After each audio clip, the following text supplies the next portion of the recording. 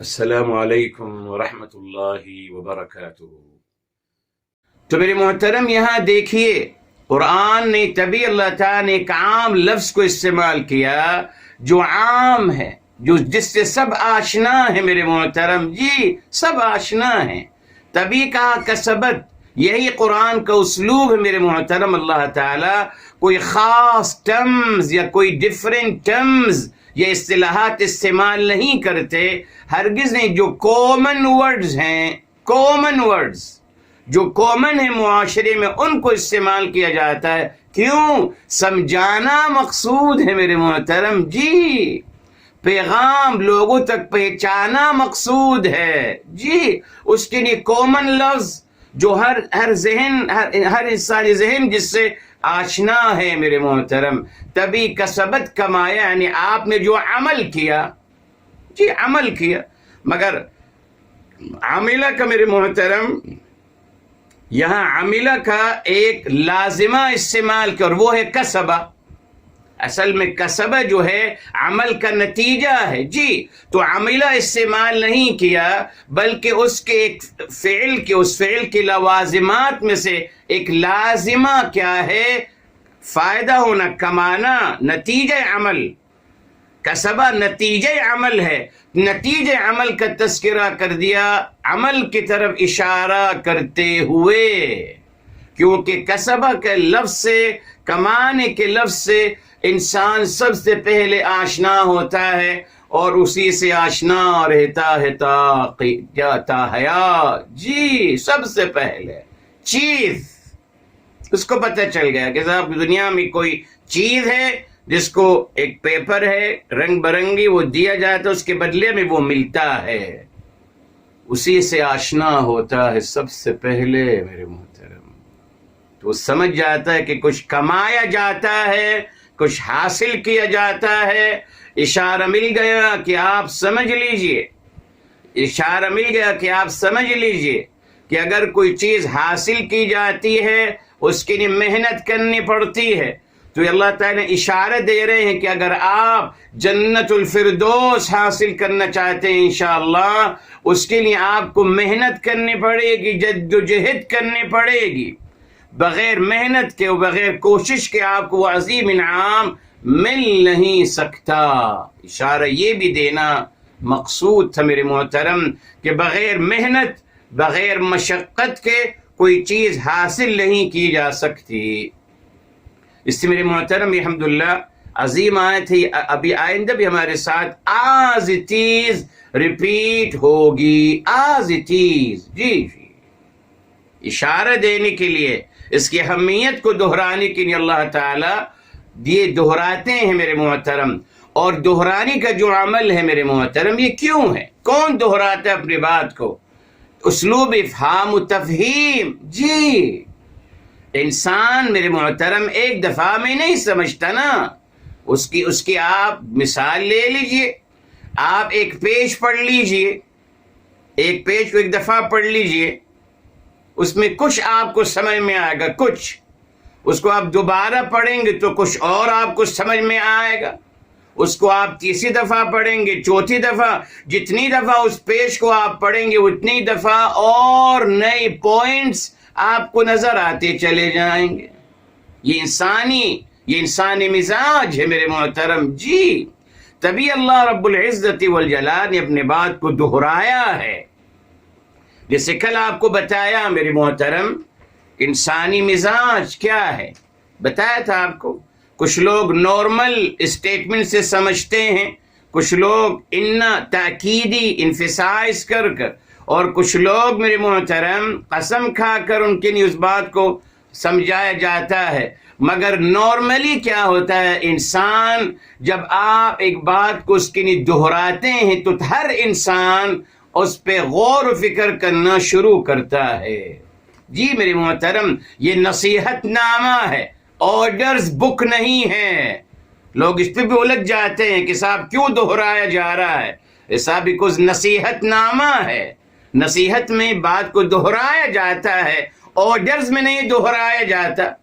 تو اللہ تعالیٰ کوئی حاکم جابر ظالم ہستی نہیں ہے، معاذ اللہ، میری طرح میں ہوں ظالم جابر، ایک دفعہ کہہ دیا بس۔ اللہ تعالیٰ یوں نہیں ہے، اللہ تعالیٰ رحمان و رحیم ہیں، بے انتہا محبت فرمانے والے، مستقل پیار فرمانے والے، اور کتاب الہی ہدایت نامہ ہے، تذکیر ہے، نصیحت نامہ ہے، اسی باتوں کو دہرایا جاتا ہے، جی تاکہ انسان اس کے بارے میں سوچے اور اس کو ریمائنڈر ملتا رہے میرے محترم۔ اس لیے میرے محترم مبارک آیت کو ہمیشہ آپ یاد رکھیے۔ اب آگے چلتے ہیں 135 فرمایا وقالو، اب دیکھیے یہ بھی بہت بڑی بات آ رہی، وقالو کونو ہودن او نصارا تہتدو، یہ دیکھیے یہ منکرین حق کی میرے محترم جرأت دیکھیے، منکرین حق کی جرأت دیکھیے، یہود النصارہ جن کے بارے میں اللہ تعالیٰ نے صاف فرما دیا کہ یہ مشرک ہیں اور کافر ہیں، قرآن کلیئر ہے میرے محترم، جی مشرک ہیں، یہ دونوں مشرک ہیں، ہے نا صاحب؟ اچھا اب یہ دلیل یہاں بھی مل رہی ہے، مگر اس کے باوجود میرے محترم یہ دیکھیے، یہ جب معاذ اللہ جب انسان فرقہ پرستی کی طرف چلتا چلا جاتا ہے میرے محترم، اور باطل کو حق مان لیتا ہے، اب میرے محترم اپنے باطل کو حق مانتے ہوئے اب وہ لوگوں کو اس کی طرف بلا رہا ہے، اور کتنی جرأت کر رہا ہے میرے محترم۔ وقالو، اور انہوں نے کہا، کنہوں نے؟ یہودیوں نے کہا اور کرسچن نے کہا، یہ کہہ رہے ہیں کونو ہودن، یہ کہہ رہے ہیں کہ آپ ہو جاؤ یہودی او نصارا یا کرسچن ہو جاؤ، تہتدو، ہدایت یافتہ ہو جاؤ گے۔ یہ دیکھ اتنا بڑا دعویٰ میرے محترم، جی اتنا بڑا دعویٰ، جن کو اللہ تعالیٰ مشرک اور کافر قرار دے رہے ہیں، وہ اپنے آپ کو ہدایت یافتہ قرار دے رہے ہیں، اور مزید لوگوں کو کنوینس کر رہے ہیں کہ آپ بھی یہودی بن جائیے اور کرسچن بن جائیے تو آپ بھی ہدایت یافتہ ہو جاؤ گے۔ کیا پیغام مل رہا ہے میرے محترم؟ جی پیغام ہی مل رہا ہے میرے محترم کہ الفاظوں پہ مت جائیے، جی الفاظوں پہ مت جائیے۔ منافق اور کافر و مشرک انسان کے پاس زبان ہوتی ہے بولنے کے لیے میرے محترم، وہ اس کو استعمال کرتا ہے، تو کہا جا رہا ہے کہ آپ زبان کی طرف مت جائیے، لفاظی کی طرف مت جائیے۔ آپ کہہ لیں کہ صاحب یہ تو ہمیں ہدایت کی طرف بلا رہے ہیں، نہیں صاحب، آپ اور باتوں کو سمجھیے کہ یہودی یہ ہے کون، پہلے یہ سمجھیے، جی یہ کرسچن یہ ہیں کون، قرآن نے کیا کہا ان کے بارے میں، اس حقیقت کو مد نظر رکھیے، ان کے الفاظوں کو مت سنیے کہ صاحب یہ تو اچھائی کی طرف بلا رہے ہیں، اور بتایا آپ کو یہی طریقہ ہے میرے محترم۔ ہمیشہ ان باطل پرست لوگوں کا اور فرقہ پرست لوگوں کا یہی عقیدہ رہا میرے محترم۔ قرآن میں آ گیا، کیا کہتے ہیں میرے محترم؟ فساد فی الارض کرتے ہیں اصلاح کے نام سے۔ شروع میں لے لیا نا ہم نے سورہ بقرہ میں، وَإِذَا قِيلَ لَهُمْ لَا تُفْسِدُوا فِي الْأَرْضِ قَالُوا إِنَّمَا نَحْنُ مُصْلِحُونَ، یہ منافقین اور کافروں اور مشرکوں کی پہچان ہے، جی فساد فی الارض کرتے ہیں اصلاح کے نام سے۔ تو وہاں دیکھیں لوگوں کو گمراہ کر رہے ہیں ہدایت کے نام پہ، جی لوگوں کو گمراہ کر رہے ہیں ہدایت کے نام پہ۔ You have to be very careful۔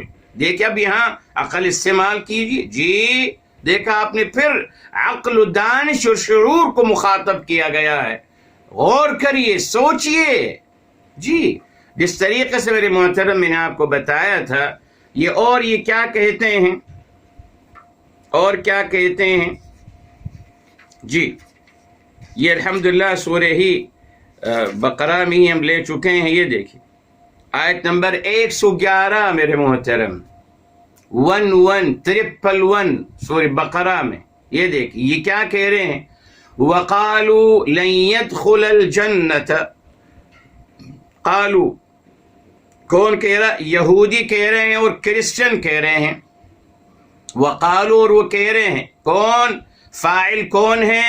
واو کون ہے فاعل؟ یہودی اور کرسچن کیا کہہ رہے ہیں؟ لن يدخل الجنت، جنت میں داخل نہیں ہوگا الا سوائے من کان ہودا او نصارا۔ یہ دیکھیں اتنا بڑا دعویٰ میرے محترم جی، جنت میں داخل نہیں ہوگا سوائے جو یہودی ہوگا یا کرسچن ہوگا۔ قرآن نے بتا دیا، جنت کے بھی ٹھیکیدار بن گئے میرے محترم۔ تو قرآن بتا رہے جنت کے ٹھیکیداری کا عمل یہودیوں کا ہے اور کرسچن لوگوں کا ہے، ایک مومن کا نہیں۔ نہ، مومن کبھی نہیں کہتا کسی سے کہ جنت میں ہی داخل ہوں گا، نہ نہ۔ قرآن پڑھ لیجئے صاحب، یہ وتیرہ کس کا ہے؟ جنت کے دعویدار اور جنت کے اور ہدایت یافتہ قرار اپنے آپ کو دینے والے، یہ باطل پرست لوگوں کا طریقہ ہے میرے محترم، اکارڈنگ قرآن، اکارڈنگ قرآن۔ کبھی کسی مومن نے کہا کہ جنت میں نہیں جائے گا سوائے جو مومن ہوگا؟ میرے حبیب، میرے آقا سرور کائنات فدا ہو بِأُمِّ صلی اللہ علیہ وسلم، ان کے بارے میں یہ اسٹیٹمنٹ آتا ہے قرآن میں یا احادیث مبارکہ میں؟ کہیں نہیں آتا۔ اپنے آپ کو پرفیکٹ کرنا، کہنا باطل پرست لوگوں کا عقیدہ اور طریقہ ہے، یاد رکھیے جی۔ جو بھی باطل پرست عقیدہ رکھتا ہے میرے محترم، وہ دعویٰ کرے گا، اپنے آپ کو صحیح قرار دے گا، یس، دیکھ لیجیے آپ۔ جو حق پر ہے اس کو کچھ کہنے کی ضرورت نہیں میرے محترم، نہ، وہ سر جھکا کر زندگی گزارے گا، بس سر جھکا کر، سر جھکا کر۔ مگر جو اپنے آپ کو ماشاءاللہ کوئی مقام اور مرتبہ دے رہا، وہ بھی سر اٹھائے گا اپنا، وہ کہے گا کہ صاحب میں نے جو سمجھا وہی حرف آخر، عقل کل ہوں میں نے جو سمجھا حرف آخر، میں نے جو جانا وہ حرف آخر، باقی سب بے عقل ہیں، جاہل ہیں، اعوذ باللہ۔ آپ کے سامنے کون یہ دعویٰ کر رہا ہے آج؟ قرآن نے کس کے بارے میں اس بات کو کوٹ کیا؟ دیکھ لیجئے آپ۔ تو میرے محترم انتہا ہے، جنت کے بھی دعویدار وہی ہیں اور اپنے آپ اور ہدایت کے بھی دعویدار وہی، اتنے بڑے دعوے۔ تو کیا قرآن سے کیا ثابت ہو رہا ہے کہ بڑے بڑے دعوے کرنا بھی یہودیوں کا طریقہ ہے، مشرکین کا طریقہ ہے، نافرمان منافقین کا طریقہ ہے۔ قرآن نے اتنا بڑا دعوے، تو آپ دعووں پہ مت جایا کریں، میں نے کہا نا، الفاظی پہ مت جائیے، لفاظی پہ مت جائیے، عمل دیکھیے، اپنے عقل استعمال کریے، حقائق کو سمجھیے، اور پھر وہی بات کہوں گا میرے محترم۔ یاد آ گئی امام علی علیہ مقام علیہ السلام کی بات، اس بات کو ہمیشہ آپ یاد رکھیے اور اپنے بچوں کو سمجھائیے، لوگوں کو بتائیے جی۔ جب امام علی علیہ مقام علیہ السلام سے فرمایا گیا حق اور باطل میں کیا فرق ہے، حق و باطل میں کیا فرق ہے، آپ نے فرمایا حق اور باطل میں 4 انگلیوں کا فرق ہے، 4 انگلیوں کا فرق۔ فرمایا گیا کیسے؟ آپ نے بھی مبارک انگلیاں اپنے چہرے مبارک پہ رکھیں اور فرمایا یہ دیکھیے، جو میں کان سے سنتا ہوں وہ باطل ہے، وہ جھوٹ ہے، اور جو میں آنکھ سے دیکھتا ہوں وہی حق اور سچ ہے۔ آج آپ دیکھ لیجیے، ہمارا پورا دین سننے سنانے پہ چل رہا ہے۔ کبھی ہم میں سے کسی نے کسی بات کی ریسرچ کی؟ جو باتیں دین کے نام پہ کہی جاتی ہیں، کبھی میں نے سوچا کہ صاحب یہ کہاں لکھی ہے بات، میں نے اس بات کو پڑھا ہے اپنے آنکھوں سے؟ ہرگز نہیں میرے محترم۔ دیکھ لیجیے آپ، کون سی بات کو میں نے اپنے آنکھوں سے پڑھا ہے کوئی بات؟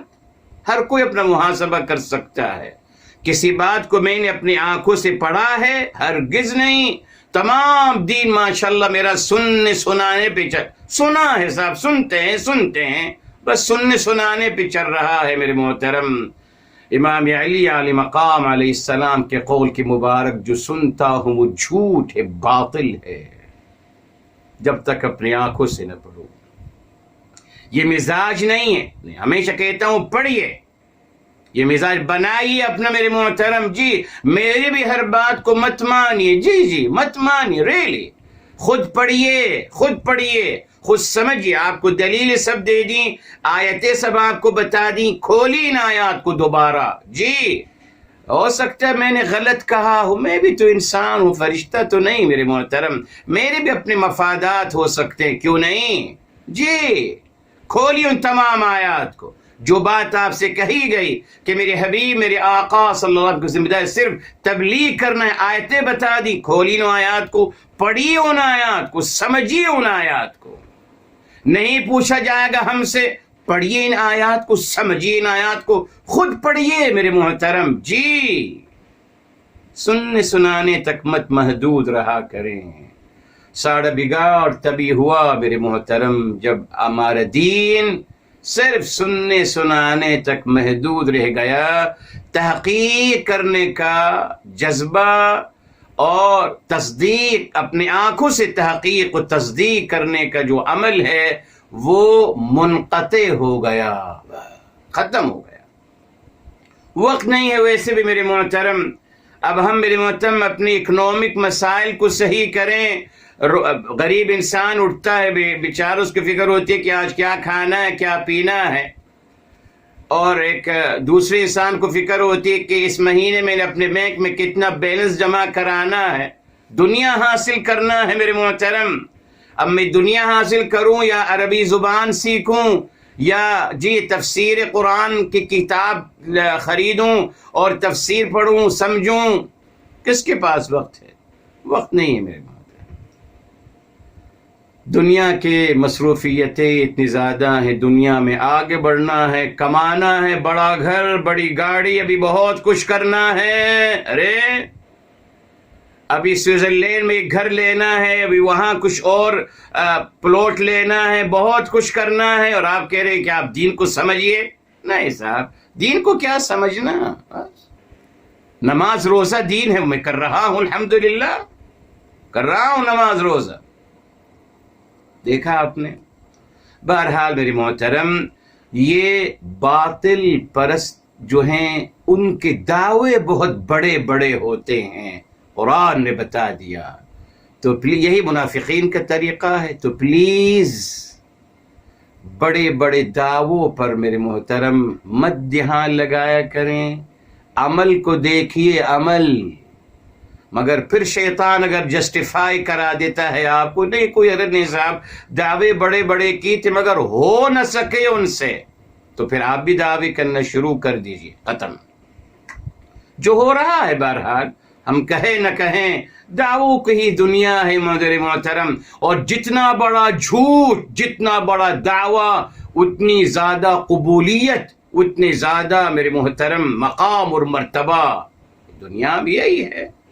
اگر آپ مقام اور مرتبہ چاہتے ہیں، بڑے سے بڑا جھوٹ بولیے میرے محترم، اتنے ہی آپ کی قابلیت اور فیمس ہوتے چلے جائیں گے. مگر اللہ اور رسول کی نظر میں نہیں، دنیا میں فور اے فیو ڈیز، چند دنوں کے لیے. اس سے میرے محترم اس کو انشاءاللہ ہم آئندہ مکمل کریں گے. یہاں رکتے ہیں. اللہ عمل کرنے کی توفیق عطا فرمائے.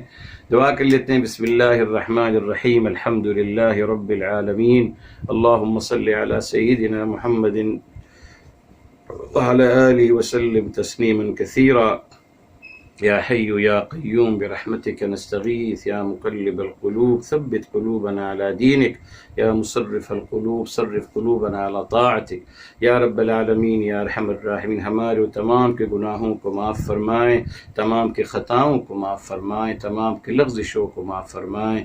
یا اللہ تعالیٰ تمام کے مشکلات کو آسان فرما دیجئے، مصیبتوں کو حل فرما دیجئے، تمام کی حاجتوں کو پورا فرما دیجئے. پروردگار عالم اپنی سوا کسی کا محتاج نہ بنانا، یا اللہ تعالی محتاجی کی زندگی سے بچانا۔